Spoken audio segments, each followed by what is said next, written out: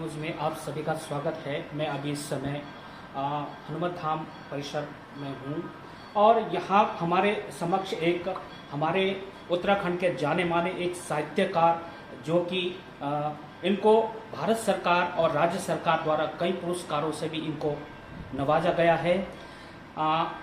हम सकलानी जी से हम जानना चाहेंगे कि इन्होंने साहित्य कब और कैसे शुरू किया और इन्होंने लगभग कितने साहित्य लिखे। अब इन्हीं के मुंह से हम सुनने का प्रयास करते हैं। आइए चलिए। जी सकलानी जी, आपने जो है जो ये साहित्य को कब से आपने प्रारंभ किया, अब तक आप साहित्य में कितने लगभग पुस्तकें लिख चुके हैं? साहित्य क्या है, मूलतः यह है कि मानवीय संवेदनाओं की अभिव्यक्ति का, भावों की अभिव्यक्ति ही साहित्य होती है और साहित्य में सुंदरता होती है।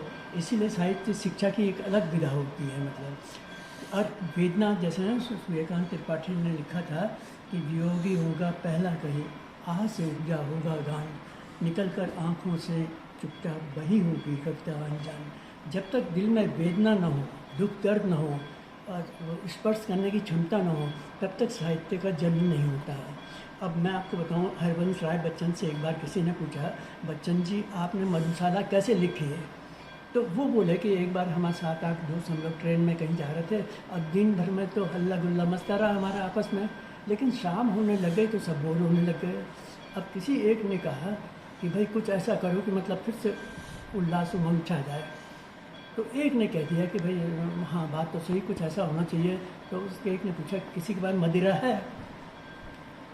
तो एक ने कहा हाँ है। तो उन्होंने बोतल निकाली और सारे साहित्यकार अपने पीने बैठ गए।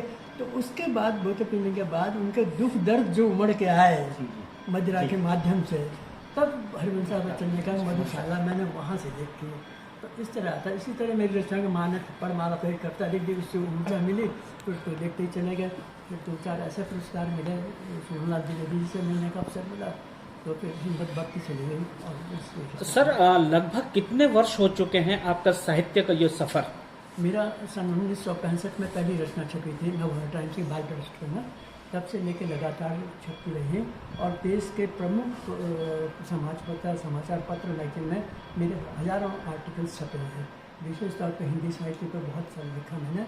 और उसके बाद मेरी जो है सबसे पहली पुस्तक निकली थी वो विरासत की यात्रा है, मतलब जिसमें उत्तराखंड के विशेष कुछ स्थानों पर मेरी यात्रा की थी और मैंने उन पर लिखा था। केवल यात्रा नहीं की थी, मैं जब यात्रा करता हूँ तो जुड़ता भी हूँ उस चीज़ से।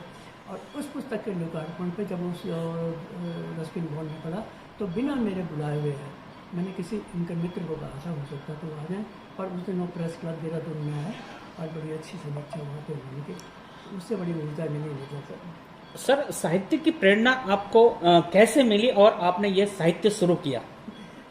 एक समय था कि हम पूरी रात लोग में पढ़ा करते थे, बड़े बड़े साहित्यकार हो पूरी रात जाके जब BA में कर रहे थे।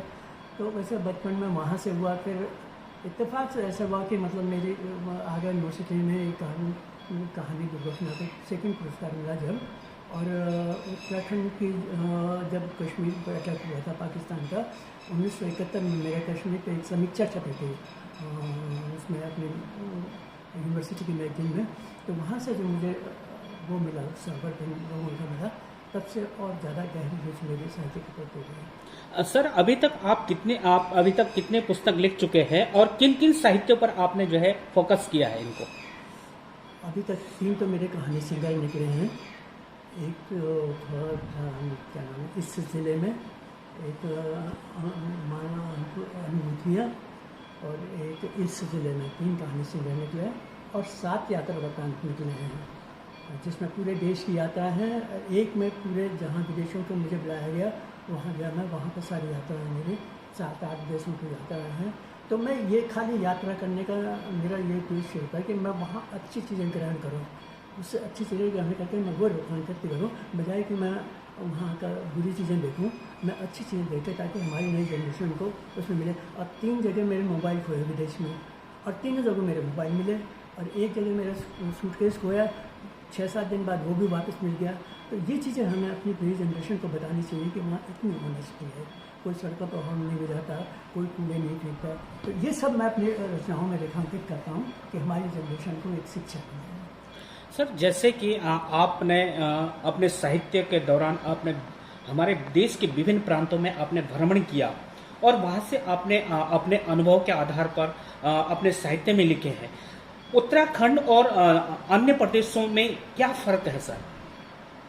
मैंने देखा कि अब हमारे यहाँ गीत गाने की परंपरा बहुत ज़्यादा है। अब मैंने केरल में इतना घूमा गया, त्रिवेंद्रम से लेकर कन्याकुमारी तक गया है। इतनी हरियाली के बीच वो ट्रेन गई है और बस गई है कि देखते हुए दंग रह गया। बस हरियाली हमें अपने यहाँ नहीं देखने को मिलती, हमारे यहाँ है तो सही, पर वहाँ लोग बड़े अच्छी तरह से, मतलब ऐसे मीनार में गया मद्रास में, वहाँ भी हरियाली बहुत सुंदर है। लोग कहते हैं कि मतलब हिंदी अंग्रेजी ना, पर आप सच मानिए कि अगर कि इस देश को जोड़ने की ताकत किसी चीज़ में है तो वो केवल हिंदी में है। मतलब अंग्रेज इतने मुट्ठी भर अंग्रेज आए थे, वो सारे हिंदू मजदूरों को ले गए और हमारे यहाँ नहीं ले गए। सिंगापुर ले गए, मॉरिशस ले गए, सब गए, ये मजदूर गए। इन मजदूरों ने वहाँ हिंदी को जीवित रखा। मॉरिशस वगैरह में आज भी हिंदी वहाँ की राजभाषा है, क्योंकि जितने हिंदू के उनकी पीढ़ियाँ ही हैं और सब हिंदी बोलते हैं वहाँ पर। तो ये हिंदी है जो हमें आपस में जोड़ी है। कैसे मैंने यही देखा, कश्मीर से लेकर कन्याकुमारी तक और कच्छ रण से अरुणाचल तक, जहाँ मैं गया, मेरी खाली मुझे थोड़ा आसाम के आसपास आगे शिवम में थोड़ी परेशानी हुई, वरना हर जगह हिंदी का बोलबाला था। टूटी फूटी हिंदी बोलते थे वहाँ के लोग, लेकिन बोलते थे आपकी समझ में आएगी। तो हिंदी अगर देश को जोड़ने की किसी चीज़ में ताकत है तो वो हिंदी में है, समझता हूँ मैं। सर, आज के युवा पीढ़ी को सर आप क्या संदेश देना चाहेंगे अपने साहित्य के माध्यम से? मैं चाहता हूँ कि आप जाति और धर्म भूल जाइए। आप सिर्फ होठों पर हमेशा अपने राष्ट्र गान रखना, दिल में हमेशा राष्ट्र के प्रति आदर सेवा सम्मान रखना है? और कश्मीर से कन्याकुमारी तक, कच्छ रण से अरुणाचल तक एक हिंदी एक हिंदुस्तान रखना। तो मेरा मूल ये देश है, अपना देश पैदा होना चाहिए। आज हमारे स्वार्थ पहले है, पर सबसे पहले देश होना चाहिए हमारे सामने, उसके बाद हमारे निजी चीज़ें होनी चाहिए। यही संदेश मैं बच्चों को देना चाह रहा हूँ। अपने देश के प्रति सचेत रहो, अपनी संस्कृति के प्रति सचेत रहो।